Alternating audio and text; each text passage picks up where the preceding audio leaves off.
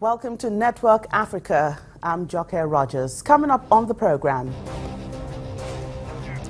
Nigeria agrees to increase China's yuan currency in its foreign reserves.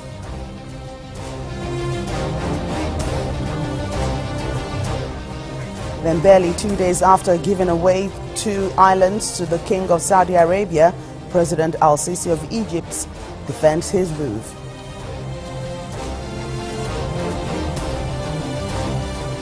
And later, a Kenyan opposition politician gets murdered while helping out a victim of robbery.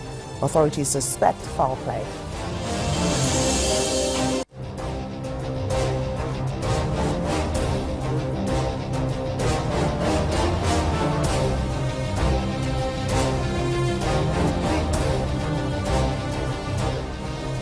Welcome to the program. Well, it's been a busy week for President Muhammadu Buhari, who is still in China, and a lot of progress has been made. We understand that President Buhari and his Chinese counterpart, President Xi Jinping, have decided that Nigeria will increase China's yuan currency in its foreign reserves. It's imperative to know that about 10% of Nigeria's reserves are currently in yuan, while most are in US dollars. The deal was struck one day after both presidents held talks. This deal has also put Nigeria in the history books as the first African state to use the yuan in its reserves. Well, in other bilateral news now, President Sisi of Egypt has been defending his decision to give King Salman of Saudi Arabia 2 islands as a sign of his gratitude for their fruitful meeting. In remarks carried live on state TV, President Sisi countered critics' suggestions that a referendum be held on the ceding of the islands, which have been under Egyptian administration since 1950. He also insists all the parties who needed to be consulted regarding the giveaway were actually consulted. Here's an excerpt of what he had to say.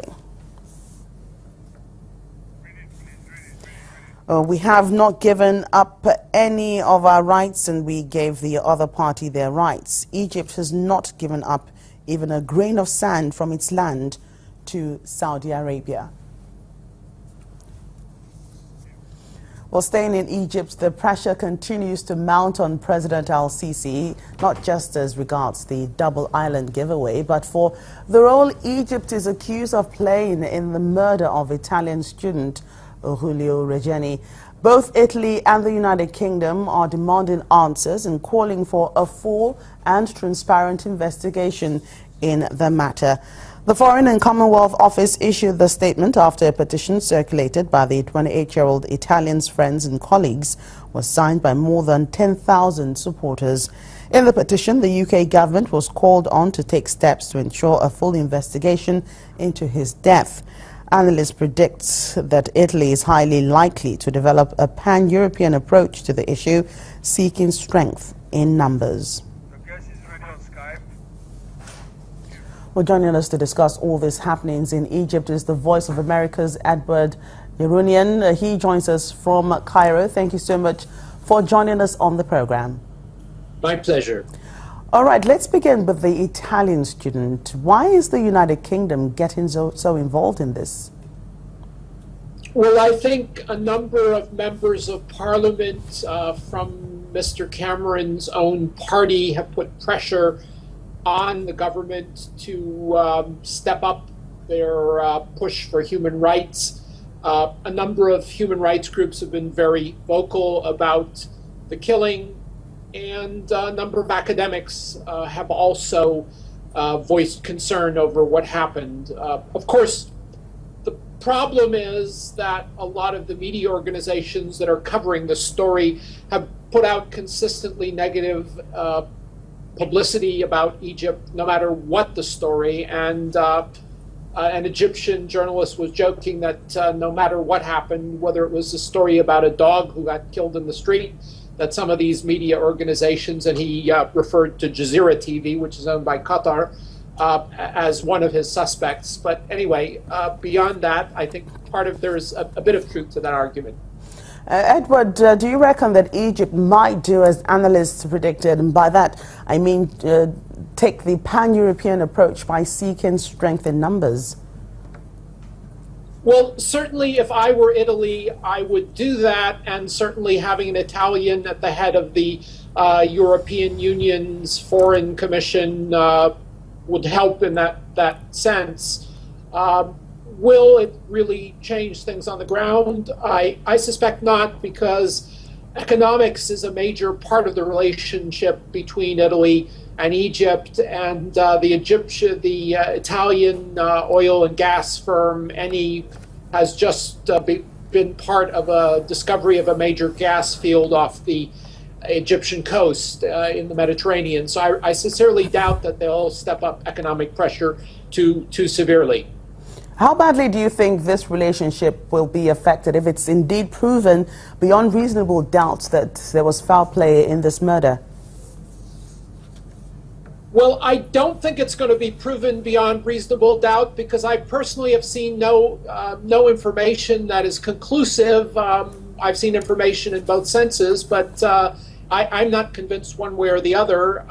So if it were conclusively proven, of course, I suspect that Italy might break relations temporarily, but only diplomatic relations. And it's happened before. Cyprus broke relations with Egypt, I guess back in the 90s, when the Egyptian military stormed a plane that had been kidnapped, and it was a bloody mess on the tarmac at Larnaca Airport. But I don't think that really seriously affected economic ties between Cyprus or Egypt. Right. Now to that other matter of the island giveaway that we talked about a while back. Were all the appropriate parties actually consulted? Because the move is one which did not have much support from the day it actually happened. Well, the Parliament still has to vote on the agreement, so I guess the ultimate decision has not yet been taken, although I don't suspect the Parliament would vote it down. In terms of the actual amount of criticism, I've seen it mostly coming out of Twitter, and the noise seems to come out of the same corners that are creating the noise about the death of the Italian student, which is to say the same people who have been consistently, persistently, and insistently trying to topple President Sisi. So I think they would think of any excuse to try to topple President Sisi. Why do you think, this island, the giveaway of the islands, did not sit well with the Egyptians, the people? What is it about the islands, anyway? Well, the islands are right off the coast from Sharm el-Sheikh, which is Egypt's principal Red Sea resort town. It's very close to very important diving areas for those who enjoy diving. It's part of an area that could potentially have oil or gas reserves. And I think any Arab country that gives up a piece of its territory comes under criticism from its citizens. I've seen the same thing happen when I was in Lebanon. I hear the same noise coming out of Libya. So I think it's just a normal reaction from people in an Arab country. Thank you, Edward, for your time on the program. The Voice of America's Edward Yeranian there. Coming up on Network Africa.